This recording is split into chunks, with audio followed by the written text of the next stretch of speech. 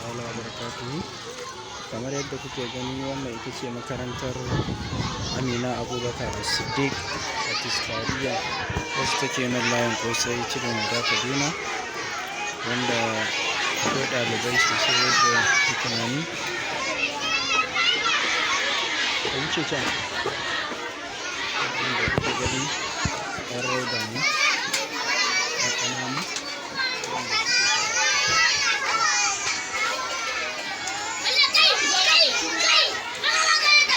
suke ɗan rauda aji ɗaya, ɗan ƙananu waɗannan kuma da kuke gani masu alwala, su ne wanda suke alwala ɗan aji biyu. Wannan ajin kuma shi ne aji ɗaya, A and B, inda aka haɗa su a waje ɗaya. Su ma suna zazzaune a ciki suna karatu.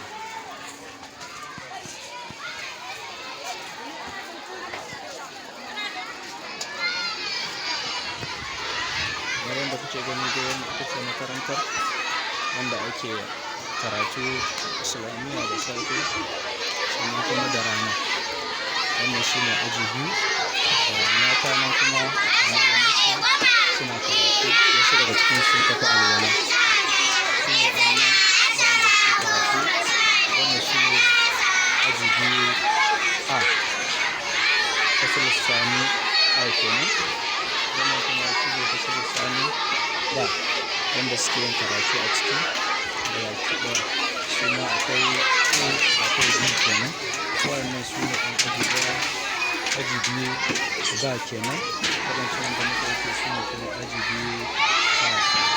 Wannan su ne su ma suna ci gaba da karatu kamar da kuka gani. Yadda kuke gani, wannan shi ne filin makarantar da kuma ajujuwan da yara suke karatu. Wasu suna zaune a ƙasa, wasu kuma suna zaune a sama. Kamar da zai gani, makarantar da yake nan za mu tafi zuwa aji uku. Ga 'yan aji uku ɗin nan ana fito da su wajen alwala, suna wucewa wajen alwala. Za su je su yi alwala domin yin sallah. Ga matan nan suna fita, sannan kuma ga mazan nan a cikin aji a zaune, su kuma suna zaune. Ga su nan su ma, ga malamar su nan a ciki suna zaune, ga matan nan su kuma suna fita. Wannan su ne mazan kamar yadda kuke gani. Aji uku A kenan, wato fasalin salis A. Da kuma fasalin salis B ɗin su ma suna karatu. Ga mazan can a zaune, sannan kuma ga matan nan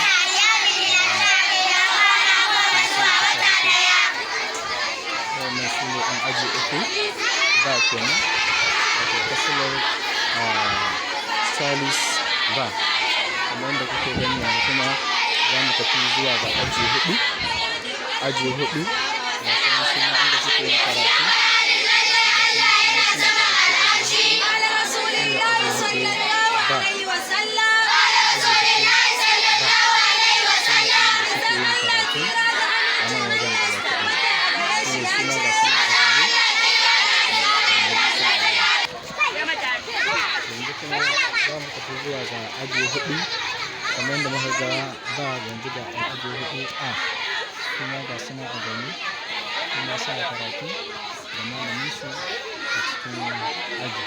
Wannan shi ne fasalin rabi, kamar yadda kuke gani, wato fasalin rabi A. Kamar yadda kuke gani kuma nan 'yan rauda ne aka fito da su wajen alwala, suke yin alwala. Ga su nan a zazzaune, ga malamai nan masu yawa da su, wanda kuma suke yin alwala da su. Ga su nan suna yin alwala, ga wajen alwalan nan, ga yara nan a ciki, ga kuma malaman nan da suke lura da su gabaki ɗaya. Waɗannan su ne ɗalibai 'yan rauda waɗanda muka gan su a farko, waɗanda suke yin alwala yanzu. Kamar yadda kuke gani dai, waɗannan su ne ajujuwan da wannan makaranta take amfani da su. Ga guda ɗaya nan, sannan kuma ga ɗayan nan, wanda za ku gani, ga kuma sauran ajujuwan nan, ga wasu ajujuwan da wannan ajujuwan. Yanzu za mu tafi zuwa aji biyar kai tsaye. Insha Allah za mu je mu ga ɗaliban 'yan aji biyar, kafin kuma mu je mu ga ɗalibai 'yan aji shida. Insha Allah. Waɗannan su ne 'yan aji biyar kamar yadda kuke